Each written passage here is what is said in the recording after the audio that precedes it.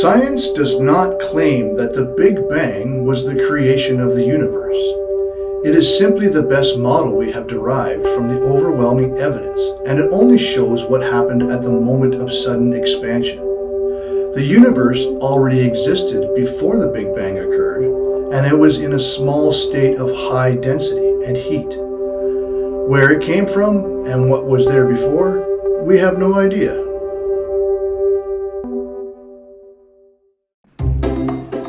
In the heyday of the bicycling craze around the 1890s, there was much controversy around whether or not women should be allowed to ride them. There was a fear that this may corrupt their innocence.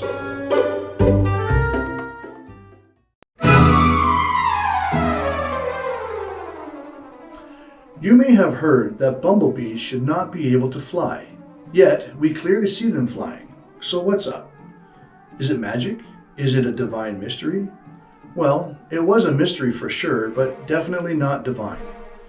The originator of this idea was a scientist from the early 1900s, Antoine Magnon, who calculated that the bumblebee's mass was too great for its wing size and flapping speed.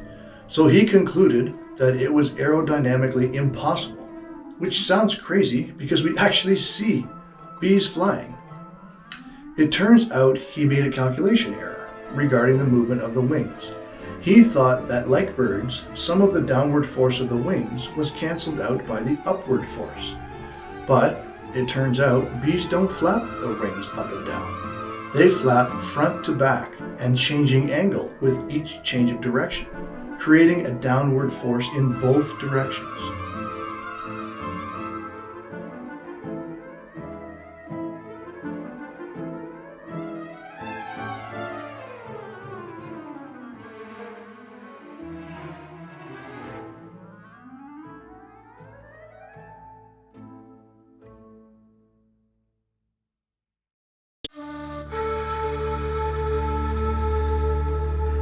Ever wonder why some pictures of the Earth seem a bit distorted or the land masses seem disproportional in size?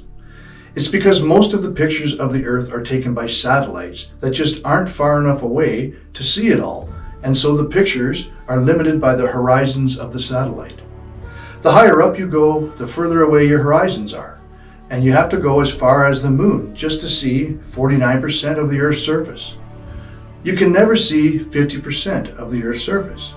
Likewise, when you look up at a full moon, you can only see 49% of that. As far as pictures of the Earth go, though, we just haven't taken that many pictures from a great distance.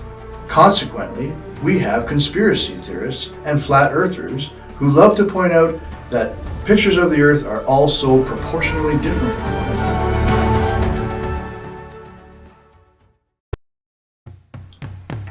63 Earths can fit inside Uranus.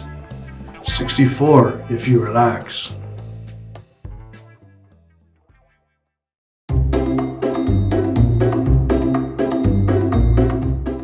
Humans did not evolve from chimps.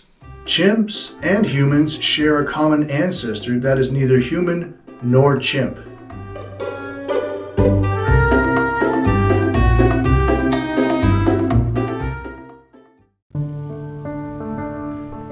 Everyone's horizon is at a slightly different level depending on how tall you are, and the significance is more than you might think.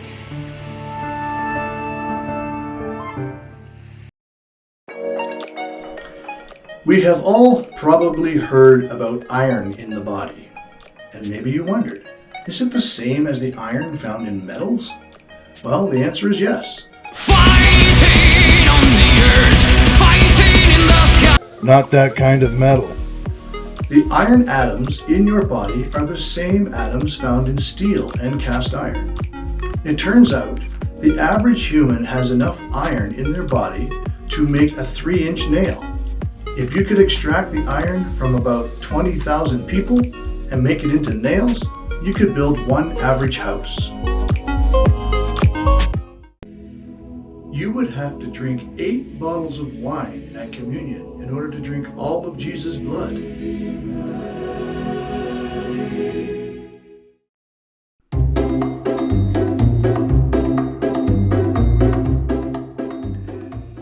There are as many living organisms in a single teaspoon of soil as there are humans on Earth.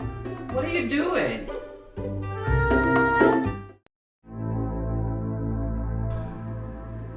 There is no law in science that says nothing can go faster than the speed of light.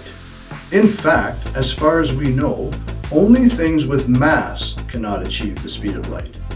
Massless particles have no such speed restriction, and the universe itself is expanding faster than the speed of light.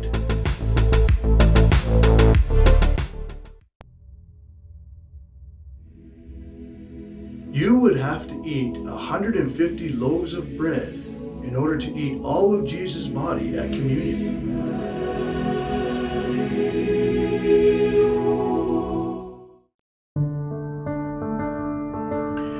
You've probably heard someone say evolution has no direct evidence, so it's only a theory. All the evidence is circumstantial, so it can never be proven. Well, this is completely inaccurate. We have witnessed firsthand many examples of evolution in current times. Here is just one example. At the Chernobyl exclusion zone, there was once a green tree frog that survived in abundance. Now, some of them had a bit darker skin than others because of higher melatonin content. That higher melatonin content, which resulted in darker skin, it turns out, gave those tree frogs a little bit of protection from the radiation. So the darker skinned frogs survived long enough to mate and reproduce. They passed on those dark skinned genes to their offspring, and now, after several generations, dark skinned tree frogs dominate the forests. This is only one of many examples of witnessing evolution at work.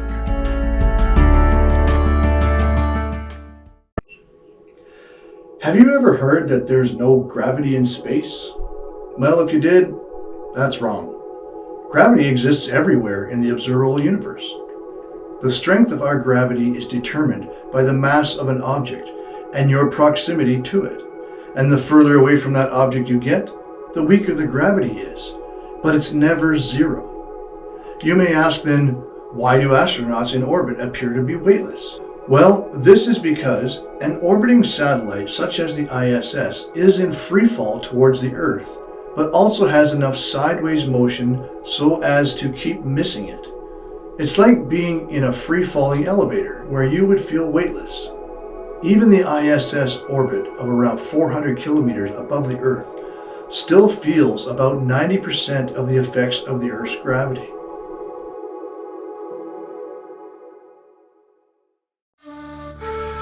Creationists like to argue that life cannot come from non-life.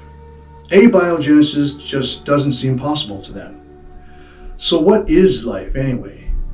It's a very nebulous term, life. We know it when we see it, but it's not as easy to define as you might think. The following 7 criteria are generally agreed upon in science in order to be considered life. It must have the ability to regulate itself, grow, excrete, reproduce, metabolize, move, and be responsive to the environment. Now, these aren't rock solid, but it explains me and my cat and shows that we are alive.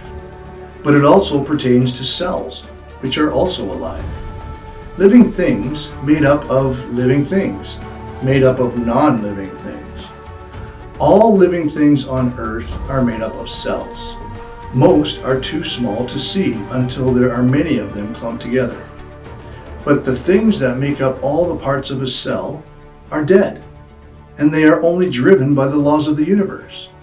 And those things are made up of molecules, and molecules have lots of moving parts, all subject to the known laws of the universe.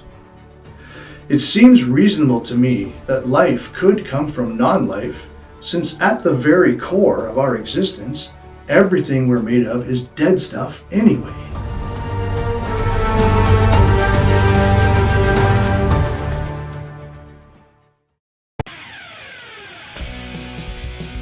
Hey there, my friends. If you enjoy my videos and you would like to see more, click subscribe and don't forget to click on the little bell to get your notifications. You can also follow me on Facebook and Instagram. Just look for The Atheist Experiment and you'll find me. See you next time, and stay skeptical.